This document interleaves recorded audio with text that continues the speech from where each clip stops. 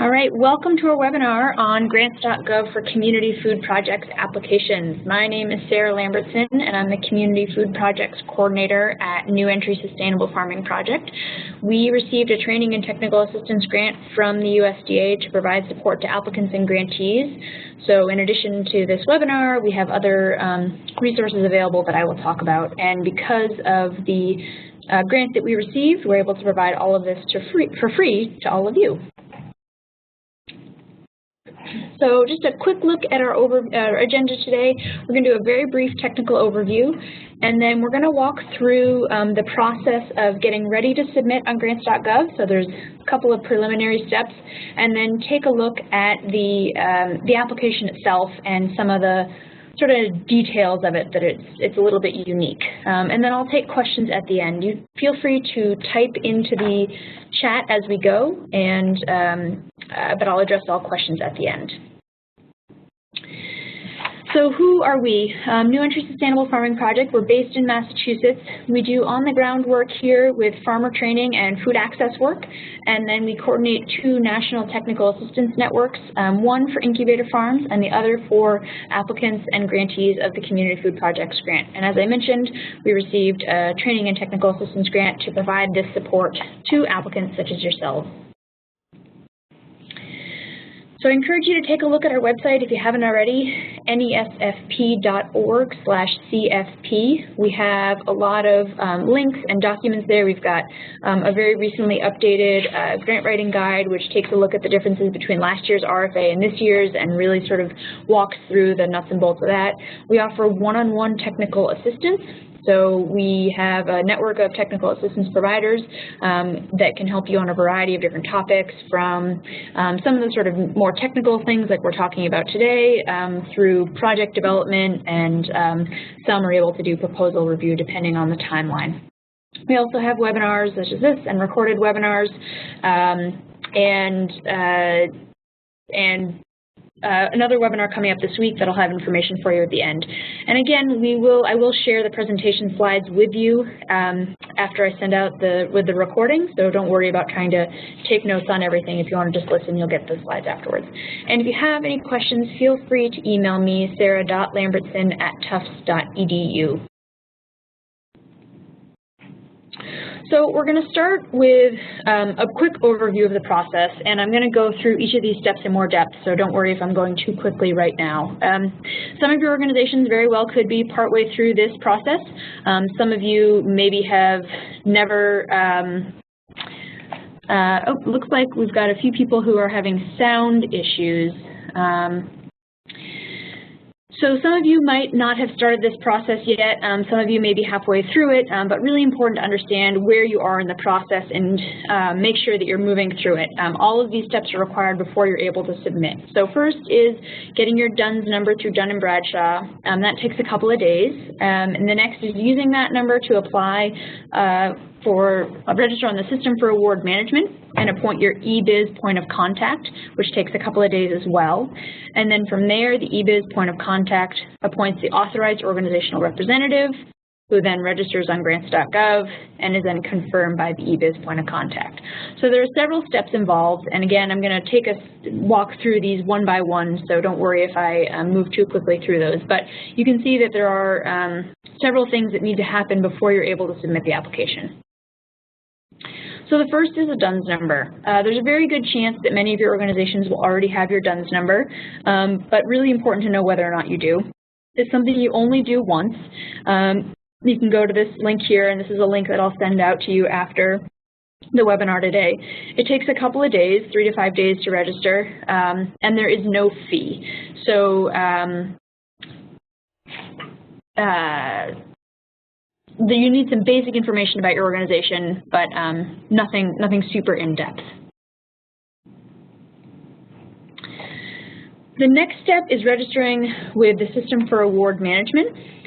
This can take up to 2 weeks if you do not have your employer identification number. So that's really important. We're 5 weeks out from the deadline today, so you do still have time, but this isn't something that you want to delay on, especially if you are potentially need to wait the 2 weeks to get your employer identification number.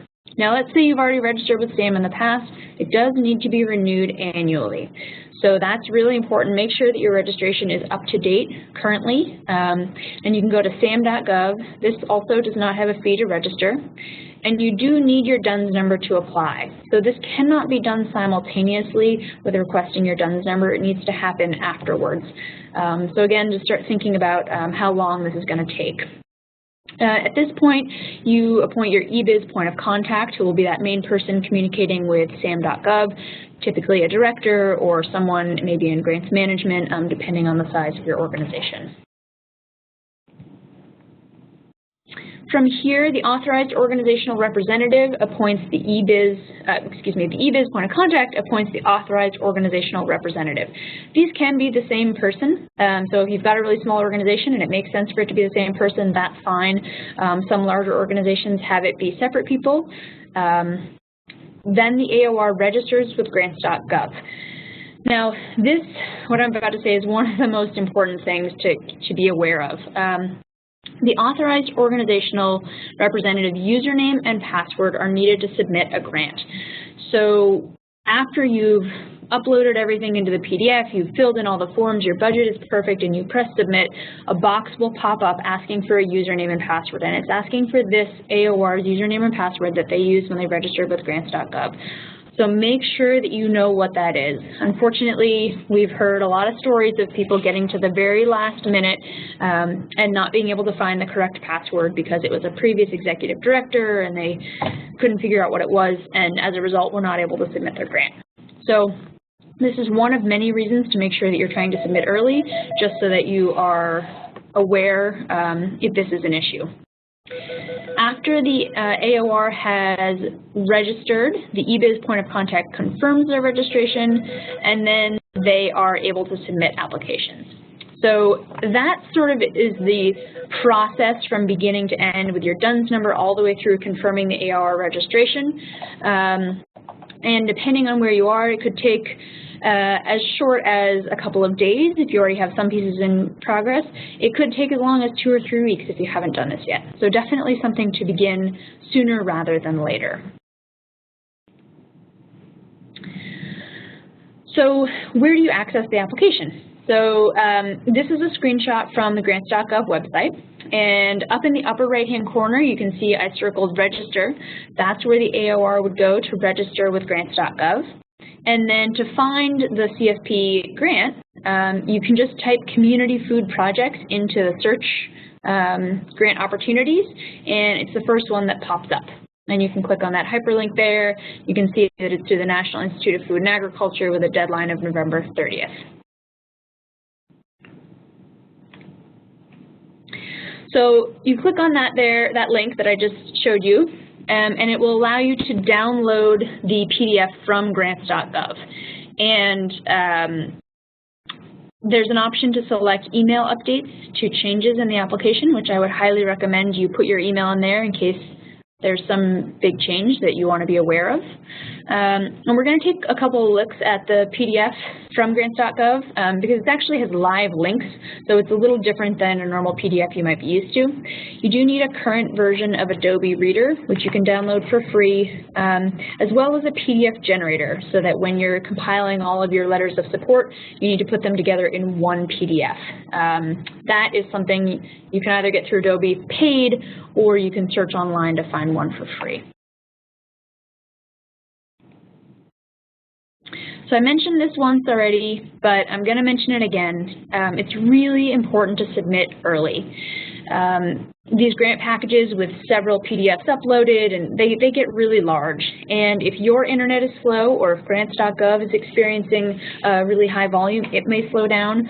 And the deadline of 5 p.m. is a hard deadline. So you want to make sure that you're not relying on the speed of your internet to get your grant package in on time. The grant will also check for errors before submitting it, and you want to make sure you have time to fix it. So we've heard a story of an organization whose budget was off by pennies, and they couldn't figure out where the pennies were because it's, you know, a multi-year budget, and unfortunately they weren't able to submit their grant. So you want to make sure that if there are errors, you have sufficient time to fix them so that you're not scrambling at 4:50 p.m. On November 30th to try to find the errors. So really important to try to submit a couple of days early. The deadline is Monday, November 30th at 5 p.m. Eastern. And make note, if you are not on the East Coast, that this is in Eastern Standard Time. Also important to be aware that Thanksgiving is just a couple of days before this deadline, so just keep that in mind as you are sort of mentally preparing for this. You may want to try to submit before the holiday. So this is a link, a screenshot from the application itself. And you can see there's a little hyperlink that says show instructions. That shows you a couple of sort of basic instructions about the application. There is also a very comprehensive document, which I will send you a link to, the NIFA Grants.gov application guide. It is 62 pages long. I have it in front of me, so not going to go through the whole thing, but I will definitely encourage you to take a look at it. It's got a lot of important information in there about, the naming conventions for your attachments, for the way to fill out the SF-424, a lot of important information. So definitely encourage you to take a look at that document once I send it to you in the email. Now this is looking at the actual application itself. So you can see up here in the upper left, there's boxes that are yellow with red outline. You'll need to select one of those, pre-application, application, or change corrected application. That's required. And then you can see the rest are either blue boxes or kind of a red tint. The blue boxes are not required, but anything with a red tint is required. So you want to make sure that you filled in all of those red boxes before you're submitting, because the package will not go through if there are any errors there.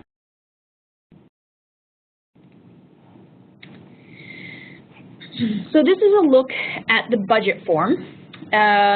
So there's several pages of the budget for each year, and you need to make sure that you're entering both your federal and your non-federal. So in this, what they're talking about, your federal is the amount that you're requesting. Your non-federal is your match. So if you're requesting for somebody's salary to be paid 100% out of the federal budget, out of the grant, you'd put it all in the federal. But if part of that person's salary is actually going to be a match for the program, you'd put the non-federal match part in that non-federal area. So you fill in all of your staff that are going to be part of it with all the information here. And there's room to fill in several different personnel if you have that. And then there's another page looking for equipment. So when they talk about equipment, they're talking about something that's over $5,000. If it's under $5,000, I believe it goes in materials and supplies. But here you can put in all your equipment requests. And keep in mind that equipment will only be approved if it is solely for the purpose of your project. So if you have some large equipment purchases on here, they may give you pushback if they're not sure whether or not it's completely related to your project. So make sure that they are when you put that in there.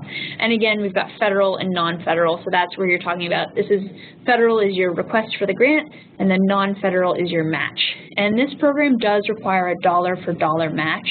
So if you're requesting $200,000, you need to have $200,000 in match, which can be in kind or cash. But they want it documented in here.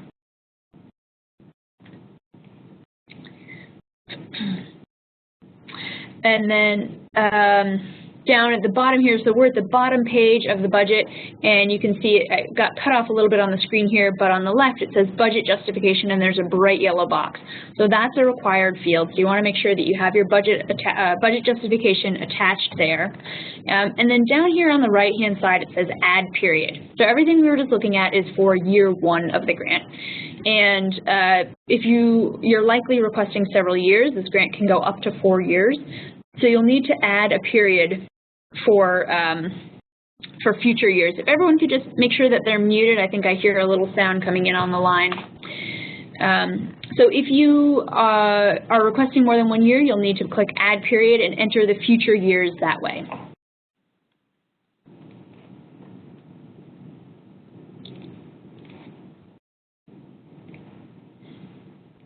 All right, so here's another page. So this is one of the page fairly far towards the end, but this is where you upload your project abstract and your project narrative. And these are obviously required and very important documents, so you want to make sure that you've got them in your PDF.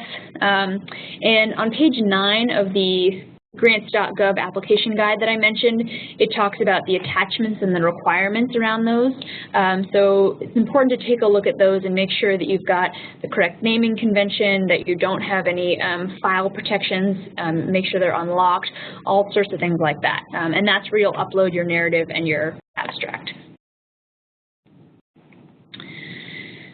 And then lastly, this is from the final page of the application. This is where you enter your program code, and this is super important. I spoke with a representative from the USDA recently who wanted me specifically to remind people about this. She said if you don't fill in a program code here, your application will never actually get to NIFA. It will potentially float and end up at another agency, and it won't be reviewed. So to make sure that it gets reviewed, in where it says program to which you are applying, you've got the code name, which is Community Food Projects Competitive Grant Program, and then you want to fill in the program code. And the program codes are right here, and this is also in the RFA.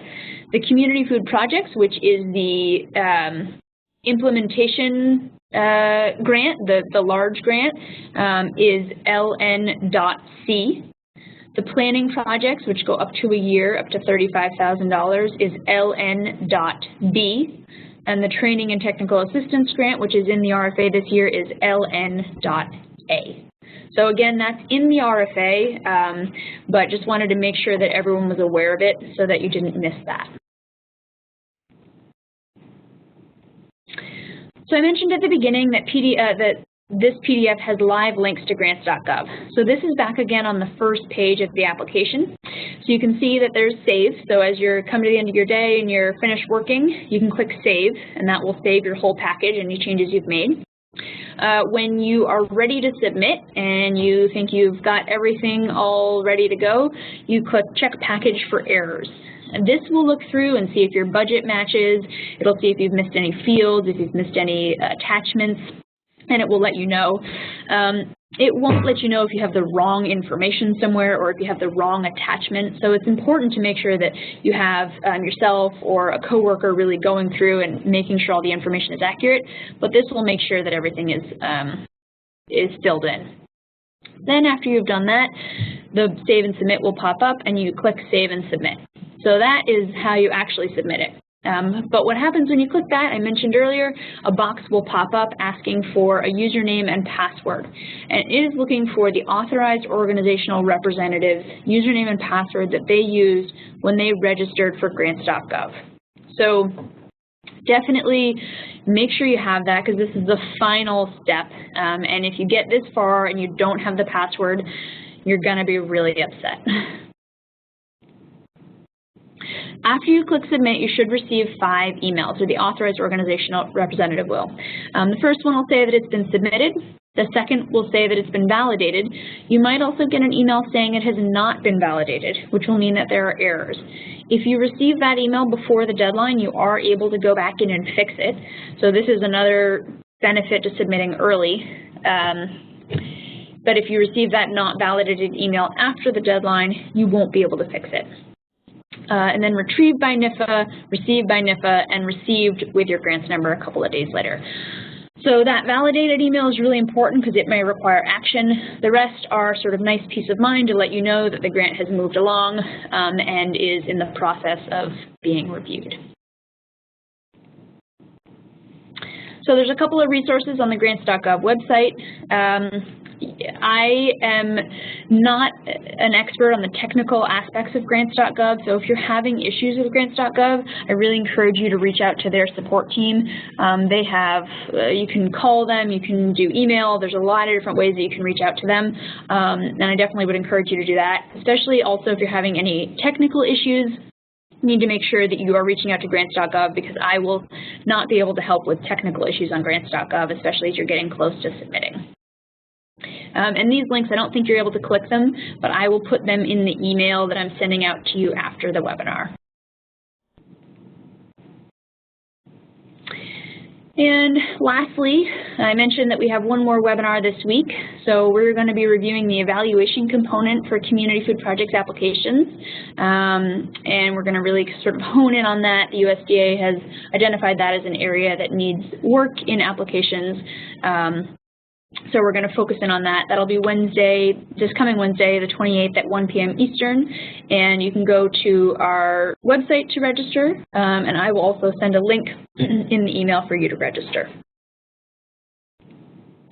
So at this point, I'm happy to take any questions that you have, and you can type them into the chat box. And again, if you chat them to everyone, then we can perhaps reduce duplicate questions. And we do already have a question asking if the RFA has changed. They printed it in March 2015, and yes, it has changed, not drastically. But it's always good to have the most up-to-date RFA. So the most recent RFA was released on October 13th and is due November 30th. And I would highly recommend that you take a look at the most recent one. I will make sure to send that in the email to all of you. You can also search NIFA Community Food Projects, and you'll be able to get the updated. And the specification was that it was actually about the USDA Grants Guide. If you're referring to the NIFA Grants.gov application guide, that should be the same. So it's just the RFA that would change.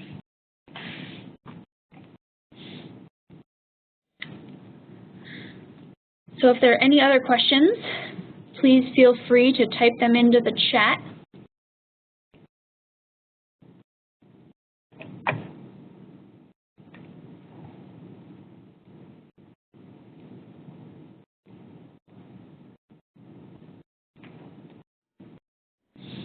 Someone asks if you have to have your match lined up and committed. Yes, you do. You need to have your full match for the entire application or for the entire project period committed at the time of application. And if you are awarded the grant, NIFA will go through all of it and verify all of it. But it's important to make sure that it is all committed at that time. Someone's asking if the match can be from an annual fund or from multiple donors. It can come from a lot of different places. So it can be cash on hand that you have. It can come from multiple donors. It can be volunteer in-kind time. It could be donations. So there's a lot of different ways that it can come in. So it doesn't have to be just from one thing, and it does not all have to be cash. Someone asked, how do you know if your SAM registration is up to date? I would take a look at the SAM.gov. And I'm trying to think, it's a great question. If you know your most recent registration information, I would log in that way and see what it says for you. If you signed up for the last application period, which is in March, it should still be up to date because it should be for a year. But I'm not sure how to check. I can get back to you on that. There are no paper applications accepted. This is only through Grants.gov, so you need to make sure that you are submitting through Grants.gov. They will not accept paper applications. Someone's asking how to put a value on volunteer time. So it depends on what they're doing and it depends on what state you're in, but you can look, there should be state guidelines for volunteer time based on what they're doing, but sort of a good general guideline is that they should be valued on what they're doing, not what they normally do. So if you have a CEO who is helping put in garden beds, their time should be valued on what you would be paying someone to put in garden beds, not what you would be paying the CEO.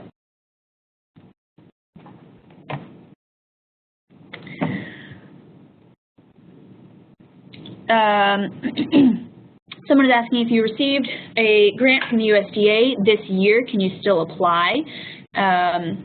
Yes, you can still apply. So if you received the local food promotions program, this is a separate program, but they're going to want to see that it's not funding for the exact same project. So you'll need to make sure that it is a separate project, or at least a different component to the project. You can't apply for funding for the exact same thing.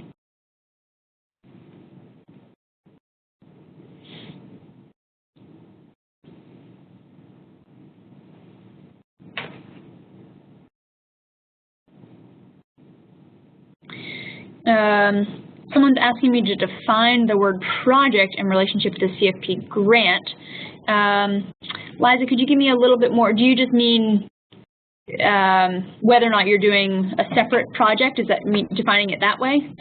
If you could give me a little bit more information on that, that would be helpful.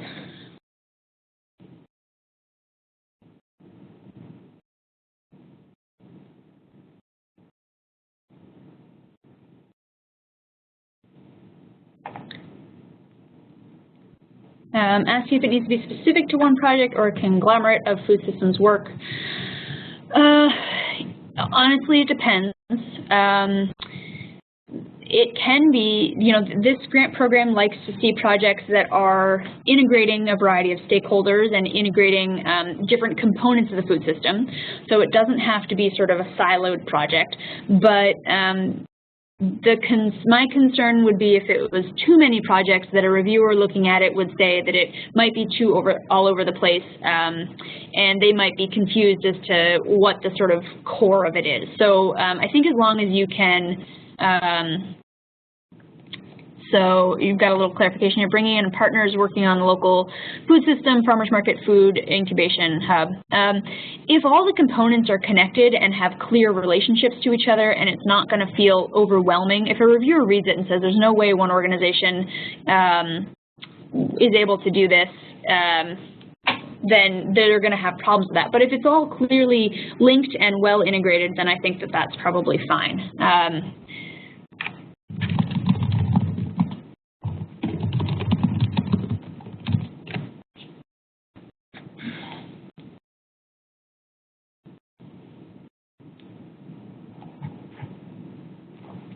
A question about the weight being placed on collaborative relationships or standalone nonprofit proposals.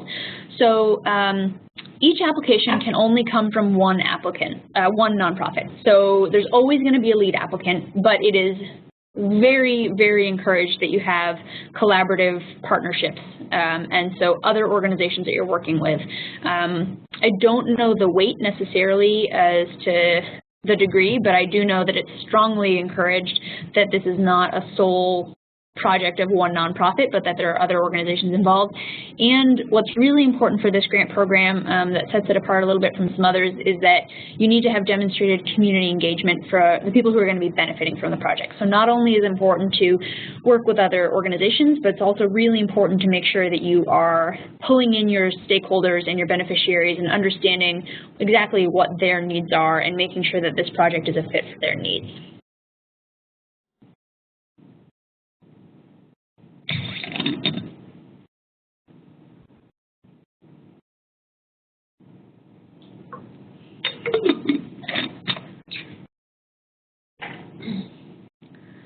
So I'm happy to take a couple more questions if there are any. It's also fine if you don't have any right now. I'm typing my email address into the chat window so that you have it easily.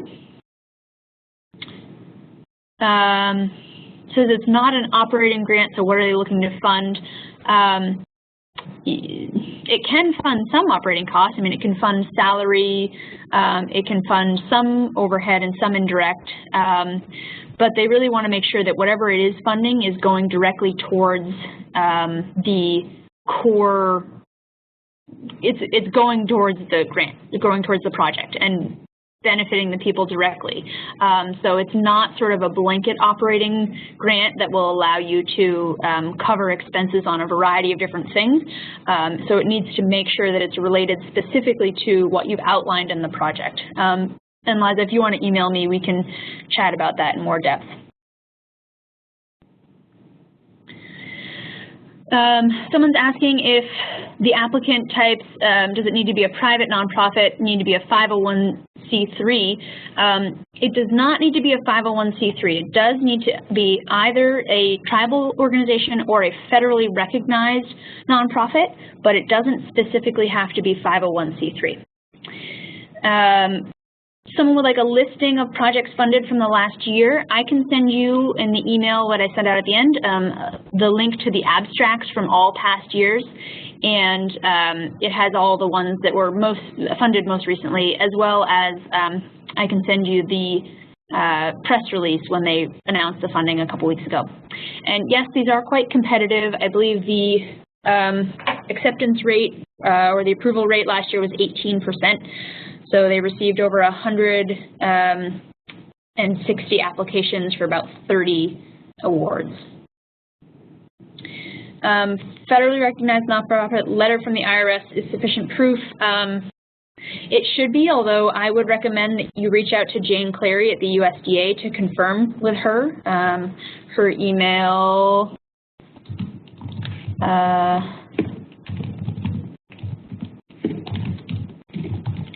I just typed her email into the chat box.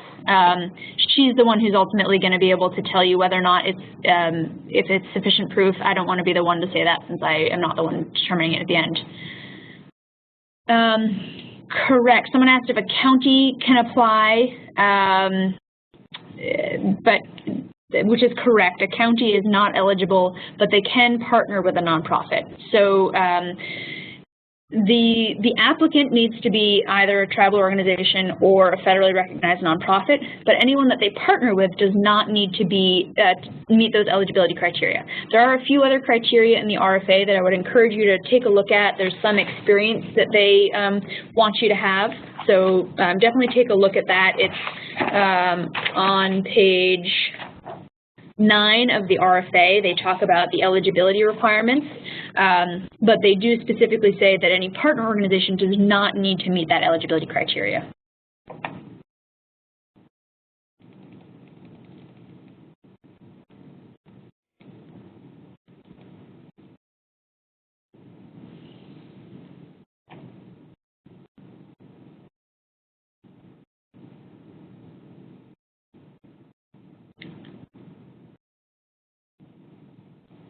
So if there are any more, I'll hit down. Oh, we got another one.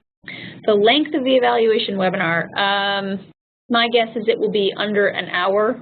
The presentation itself will probably only be about 25 minutes, and then depending on how long questions go. So I'll hang out for another minute here and see if there are any other questions that come through. But again, if you have questions that come up later, you can feel free to reach out to me, take a look at our website, and I'm going to send an email to all of you either later today or tomorrow morning, and it will have a lot of links and a lot of information, so hopefully that will be helpful. So it looks like we don't have any more. Oh, someone's asking for our website. I'm going to type our website into the chat box. It's www.nesfp for New Entry Sustainable Farming Project.org/CFP.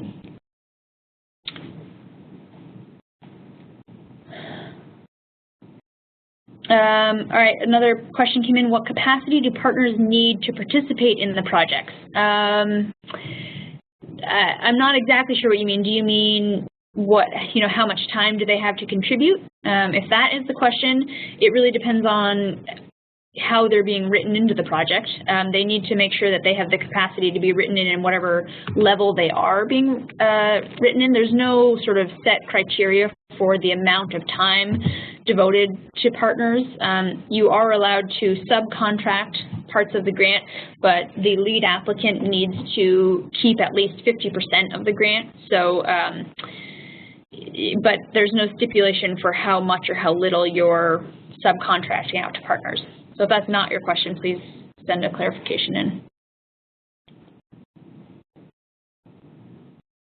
All right.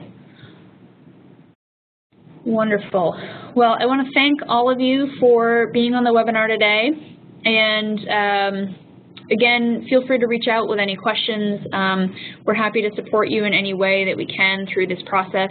And don't forget, November 30th at 5 p.m. is the deadline. So I think we will close off there and have a great day.